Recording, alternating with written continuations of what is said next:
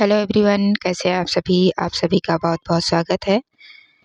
ADO का ये हमारा क्लास जो है 66 है। इसमें हम लोग जो है सामान्य हिंदी के महत्वपूर्ण प्रश्नों को देखने वाले हैं।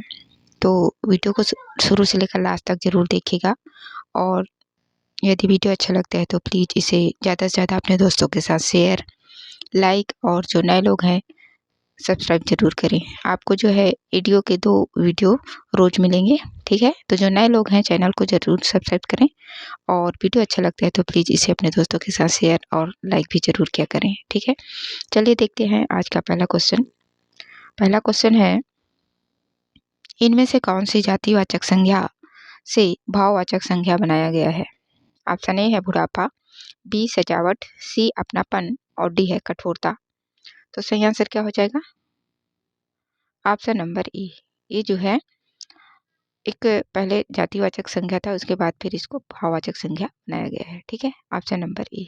देखते हैं अगला क्वेश्चन। क्वेश्चन नंबर 2 है कि शब्द में उपसर्ग का प्रयोग हुआ है। ऑप्शन ए है उपकार, बी पढ़ाई, सी अपनापन और डी है लाभदायक। तो सही आंसर क्या हो जाएगा? जिसमें जो है उपसर्ग का प्रयोग हुआ है उपकार, ठीक है? Option number A. देखते हैं अगला क्वेश्चन। क्वेश्चन नंबर 3 है, वाक्य के घटक होते हैं। ऑप्शन ए है कर्म और क्रिया, बी है कर्ता और क्रिया, सी है उद्देश्य और विधेय और डी है कर्म और विशेषण। तो सही आंसर क्या हो जाएगा? वाक्य के घटक कौन कौन से होते हैं? तो उद्देश्य और विधेय, ठीक है? Option number C. अगला क्वेश्चन है, क्वेश्चन नंबर 4 है, हिंदी किस भाषा परिवार की भाषा है? ऑप्शन ए है द्रविड़, बी भारोपी, सी ऑस्ट्रिक और डी है चीनी तिब्बती। तो सही आंसर क्या हो जाएगा? हिंदी जो है भारोपी भाषा परिवार का भाषा है ना? Option number B. देखते हैं अगला क्वेश्चन। क्वेश्चन नंबर 5 है कि शब्द में आवा प्रत्यय नहीं है। ऑप्शन ए है दिखावा, बी है भुलावा, सी चढ़ावा और डी है लावा। तो सही आंसर क्या हो जाएगा? जिसमें जो है आवा प्रत्यय नहीं लगा हुआ है। ऑप्शन नंबर डी लावा, ठीक है? देखते हैं अगला क्वेश्चन। क्वेश्चन नंबर 6 है, शुद्ध वर्तनी का चयन कीजिए। ऑप्शन ए है कृपा, बी कृपा, सी कृपा और डी है कृप। तो सही वर्तनी वाला जो शब्द होगा ऑप्शन नंबर सी हो जाएगा, है ना? कृपा ऐसे लिखते हैं, बोलते भी ऐसे है ना? Option number C. देखते हैं अगला क्वेश्चन। क्वेश्चन नंबर 7 है, हिंदी भाषा का जन्म हुआ है। ऑप्शन ए है लौकिक संस्कृत से, बी वैदिक संस्कृत से, सी पाली प्राकृत से और डी है अपभ्रंश से। तो सही आंसर क्या हो जाएगा? हिंदी भाषा का जन्म किससे हुआ है? अपभ्रंश से, ठीक है? Option number D. देखते हैं अगला क्वेश्चन। क्वेश्चन नंबर 8 है, स्पर्श व्यंजन कितने प्रकार के हैं? ऑप्शन ए है 11, बी 20, सी 25 और डी है 33। तो सही आंसर क्या हो जाएगा? स्पर्श व्यंजन के कितने प्रकार हैं? 25, ठीक है? Option number C. देखते हैं अगला क्वेश्चन। क्वेश्चन नंबर 9 है, निम्न वाक्यों में से मिश्र वाक्य कौन सा है? ऑप्शन ए है चोर को देकर सिपाही पकड़ने दौड़ा, बी है सेठ जानता है कि नौकर ईमानदार है, सी है नेताजी भाषण देकर चले गए और डी है बिजली नहीं थी इसलिए अंधेरा था। तो क्या बताना है आप लोगों को? मिश्र वाक्य। तो सही आंसर क्या हो जाएगा? ऑप्शन नंबर बी, सेठ जानता है कि नौकर ईमानदार है। ये जो है मिश्र वाक्य है, ठीक है? Option number B. देखते हैं अगला क्वेश्चन। क्वेश्चन नंबर 10 है, वह कौन सा व्यक्ति है जिसने जवाहरलाल नेहरू का नाम ना सुना हो? वाक्य है। आपको बताना है कि ये जो वाक्य है वो किस प्रकार का वाक्य है। ऑप्शन ए है संयुक्त वाक्य, बी मिश्र वाक्य, सी सरल वाक्य और डी है इनमें से कोई नहीं। तो सही आंसर क्या हो जाएगा? Option number B. ये जो वाक्य है मिश्र वाक्य के अंतर्गत आएगा, ठीक है? वह कौन सा व्यक्ति है जिसने जवाहरलाल नेहरू का नाम नहीं सुना हो, ठीक है? मिश्र वाक्य। देखते हैं अगला क्वेश्चन। क्वेश्चन नंबर 11 है, निर्वाह में प्रयुक्त उपसर्ग है। ऑप्शन ए है नी, बी निरी, सी निर और डी है नी। तो सही आंसर क्या हो जाएगा? उपसर्ग बताना है निर्वाह में। ऑप्शन नंबर डी नी, ठीक है? Option number D. देखते हैं अगला क्वेश्चन।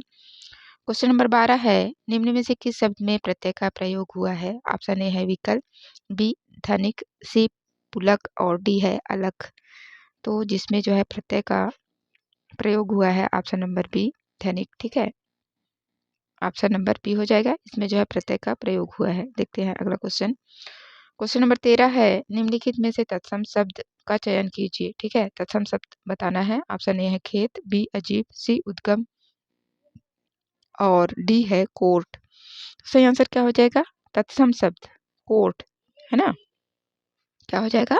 कोर्ट, सॉरी उद्गम, ऑप्शन नंबर सी, ठीक? ये जो है तत्सम शब्द है।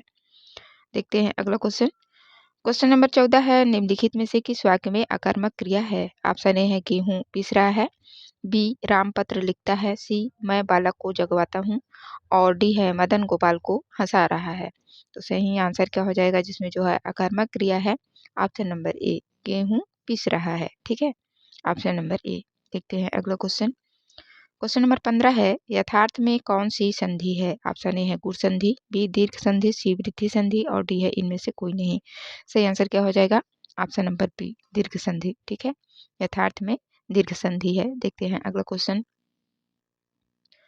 क्वेश्चन नंबर 16 है, इनमें से कौन सी शब्द समूहवाचक संज्ञा है? ऑप्शन ए है सभा, बी मिठास, सी सोना और डी है इनमें से कोई नहीं। तो सही आंसर क्या हो जाएगा? ऑप्शन नंबर ए, ये क्या है? समूहवाचक संज्ञा है ना, सभा। देखते हैं अगला क्वेश्चन। क्वेश्चन नंबर 17 है, वाक्य के अशुद्ध भाग का चयन कीजिए। ऑप्शन ए है राम के धनुष भंग करते ही, बी है दूसरे राजाओं के, सी वक्ष पर सांप लौटने लगे और डी है कोई त्रुटि नहीं है। तो सही आंसर क्या हो जाएगा? अशुद्ध भाग ऑप्शन नंबर सी, वक्ष पर सांप लौटने लगे, ये जो है अशुद्ध अशुद्ध भाग है ना, ऑप्शन नंबर सी। देखते हैं अगला क्वेश्चन। क्वेश्चन नंबर 18 है, सा कौन सा व्यंजन है? ऑप्शन ए है उष्म व्यंजन, बी संयुक्त व्यंजन, सी अंतस्थ व्यंजन और डी है स्पर्श व्यंजन। सही आंसर क्या हो जाएगा? उष्म व्यंजन। ठीक है, ऑप्शन नंबर ए। देखते हैं अगला क्वेश्चन। क्वेश्चन नंबर 19 है, समुद्र मंथन करना का अर्थ है? ऑप्शन ए है घोर तप करना, बी दृढ़ प्रतिज्ञा करना, सी है उद्देश्य को प्राप्त करना और डी है कठोर परिश्रम करना। तो सही आंसर क्या हो जाएगा? ऑप्शन नंबर डी है ना, कठोर परिश्रम करना समुद्र मंथन करना का अर्थ होता है। ठीक है, ऑप्शन नंबर डी। देखते हैं अगला क्वेश्चन। क्वेश्चन नंबर 20 है, निम्न वाक्यों में से कौन सा संयुक्त वाक्य है? ऑप्शन ए है रूपा चाहती है कि वह नौकरी करे, बी गीता जिस घर में रहती है वह गंदा है, सी वह खाना खाकर सो गया और डी है उसने खाना खाया और सो गया। तो क्या बताना है संयुक्त वाक्य? सही आंसर क्या हो जाएगा? ऑप्शन नंबर डी, उसने खाना खाया और सो गया, ये जो है संयुक्त वाक्य है। ठीक, ऑप्शन नंबर डी। देखते हैं अगला क्वेश्चन। क्वेश्चन नंबर 21 है, चिरायु शब्द में प्रयुक्त उपसर्ग है? ऑप्शन ए है यू, बी है आयु, सी है चिर और डी है ची। तो उपसर्ग बताना है, ऑप्शन नंबर डी हो जाएगा ची, है ना, चिरायु में जो है ची उपसर्ग लगा हुआ है। देखते हैं अगला क्वेश्चन। क्वेश्चन नंबर 22 है, जस दूल्हा तस बनी बराता का अर्थ है? ऑप्शन ए है सभी साथी एक ही जैसे, बी है बेढंगा होना, सी संगठन से ही कार्य सिद्ध होता है और डी है सुंदर वस्तु के साथ ही सुंदर वस्तु का मेल होना। तो सही आंसर क्या हो जाएगा? जस दूल्हा तस बनी बराता का अर्थ क्या होता है? सभी साथी एक ही जैसे। ठीक है, ऑप्शन नंबर ए इसका सही आंसर हो जाएगा, सभी साथी एक ही जैसे। देखते हैं अगला क्वेश्चन। क्वेश्चन नंबर 23 है, पाठशाला किस प्रकार का शब्द है? ऑप्शन ए है रूढ़, बी योग रूढ़, सी यौगिक और डी है इनमें से कोई नहीं। सही आंसर क्या हो जाएगा? पाठशाला जो है यौगिक शब्द है। ठीक है, ऑप्शन नंबर सी। देखते हैं अगला क्वेश्चन। क्वेश्चन नंबर 24 है, इनमें से अपादान कारक की विभक्ति है? ऑप्शन ए है ने, बी के लिए, सी से और डी है को। तो सही आंसर क्या हो जाएगा? अपादान कारक की विभक्ति क्या होती है? से, ऑप्शन नंबर सी। देखते हैं अगला क्वेश्चन। क्वेश्चन नंबर 25 है, विरोध करना के लिए सही मुहावरा है? ऑप्शन ए है सिर झुकाना, बी सिर उठाना, सी सिर कटाना और डी है सिर चढ़ाना। तो सही आंसर क्या हो जाएगा? विरोध करना के लिए जो सही मुहावरा होगा सिर उठाना। ठीक है, ऑप्शन नंबर बी। ठीक है, सिर उठाना। तो ये थे कुछ महत्वपूर्ण प्रश्न जो है हिंदी की व्याकरण से। ठीक है, आशा करती हूँ आप लोगों को वीडियो अच्छा लगा होगा। वीडियो देखने के लिए आप सभी का बहुत बहुत धन्यवाद। और जो नए लोग हैं चैनल को जरूर सब्सक्राइब करें। ठीक है।